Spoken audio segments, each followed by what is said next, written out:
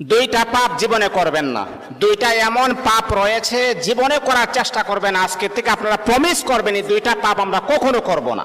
আপনি নামাজ পড়েন নাই, আল্লাহ তাআলার যদি দয়া হয়ে যায় তাহলে আপনাকে মাফ করে দিবেন। আপনি ফজরের নামাজ পড়েন নাই, আল্লাহ পাক রব্বুল আলামিনের যদি মায়া লেগে যায়, আল্লাহ পাক রব্বুল আলামিন আপনার গুনাহকে আমার আল্লাহ ক্ষমা করে দিবেন। আপনি যদি নফল নামাজ ইবাদত বন্দেগী কম করেন, আমার আল্লাহ কিন্তু আপনাকে মাফ করে দিবেন। কিন্তু আল্লাহর নবী বলেন দুইটা এমন জঘন্যতম পাপ রয়েছে, এই পাপগুলার ক্ষমা আমার আল্লাহ জীবনে কখনো তার বান্দাকে করবে না। দুইটা পাপ এমন জঘন্যতম পাপ, এগুলা করা যাবে না। এক নাম্বার হচ্ছে অন্যের হক নষ্ট করা। অন্যের হক কখনো নষ্ট করবেন না।